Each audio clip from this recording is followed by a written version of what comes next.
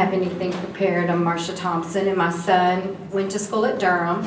He now is at North, and we've moved from the Durham area over to be closer to North and by LHS.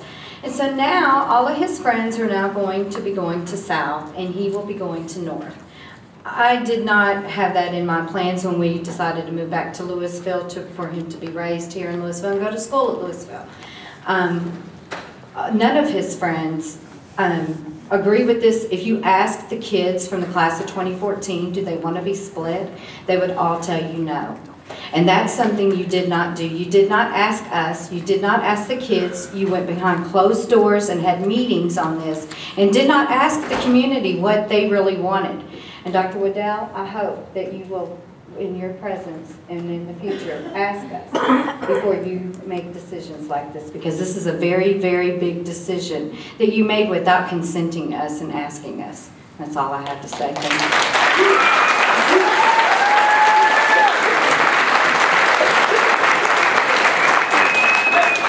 Thank you. Stephen Harris.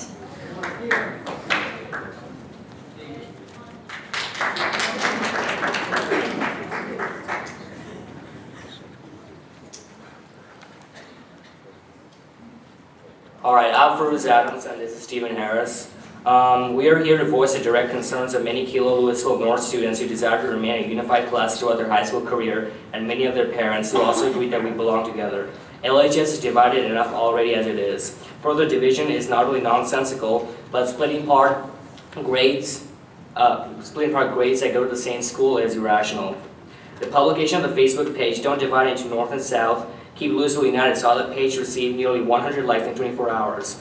The launch of a petition just today to raise support for a maintained unified class in 2014 also met great success. I'll let Stephen Harris talk about the advantages of not separating peers and keeping them together.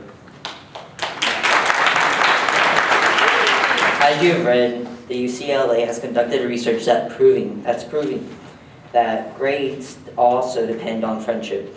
Friendship is also related to schoolwork.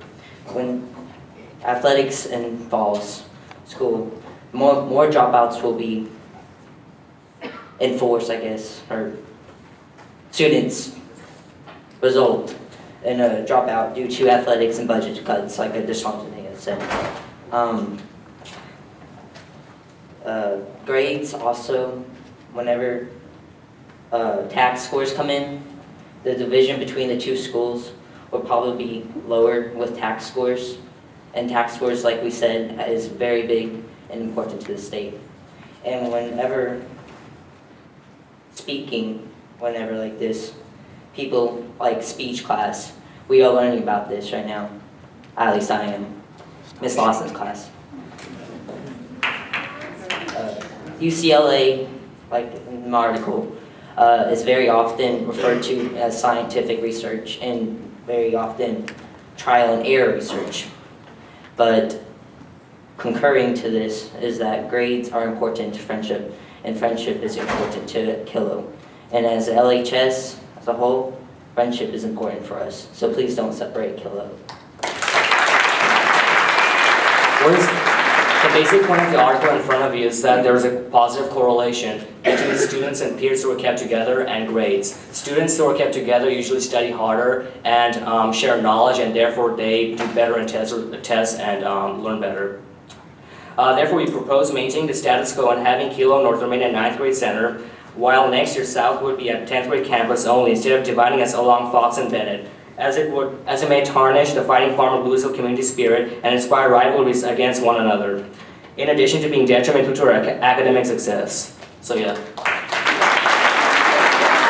Thank you, gentlemen. Lucy Elias.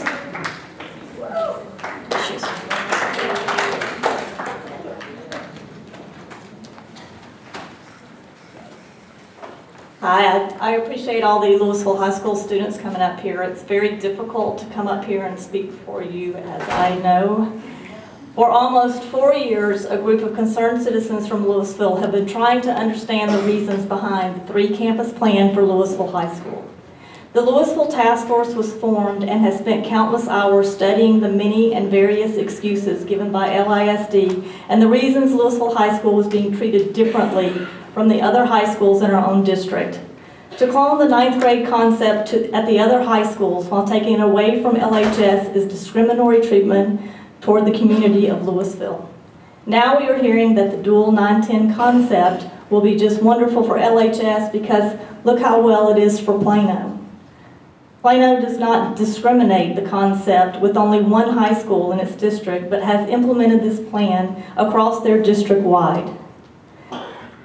What LISD is proposing for Lewisville High School is not the same concept as Plano ISD because their 9th grade and 10th grade campuses are independent of the junior and senior campuses. They work independently and are not transferred on a bus back and forth between campuses. This we do for 1 year right now with our 9th grade campus, yet you're implementing it that we do it for 2 years for our 9th and 10th grade students. I believe this campus on 3040 became more about the construction of the building because in this economic time when we should be watching dollars and cents and the fact that enrollment numbers have decreased at Lewisville High School and certainly did not reach the projections predicted they would be, this building should have never been built. While Marcus High School has portables and Flower Mound is at or nearing capacity, their 9th grade center should have been precedent over this campus on 3040.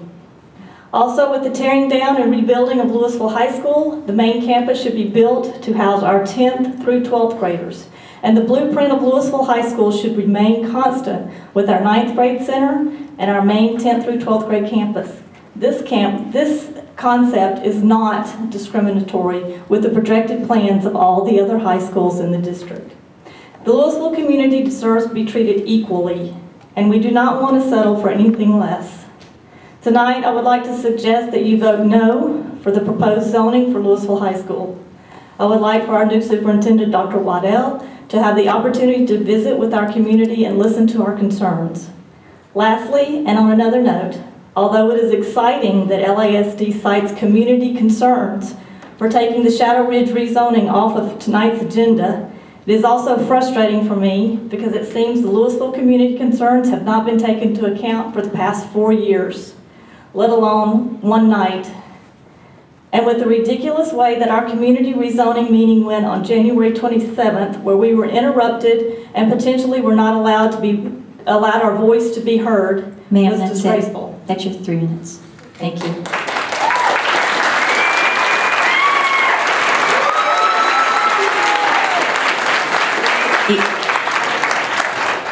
Steve Southwell.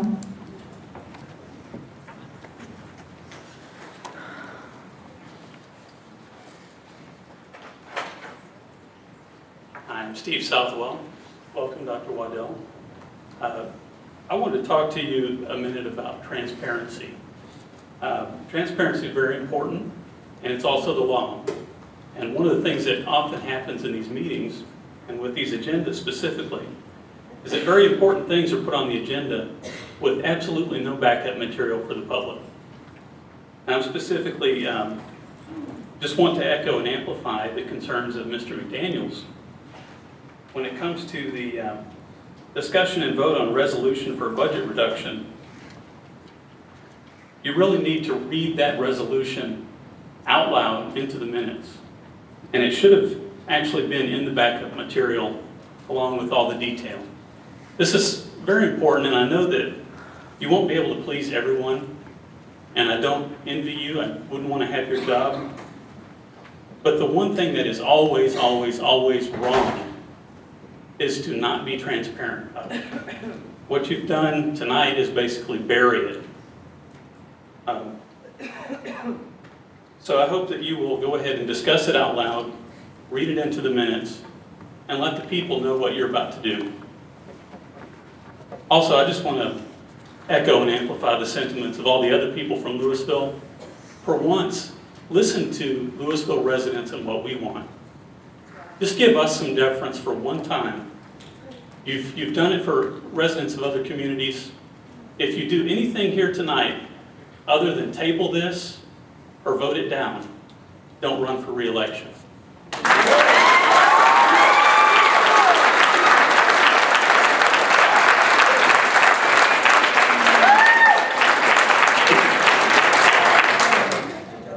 Thank you. The next name I have is Evo Rosencrantz.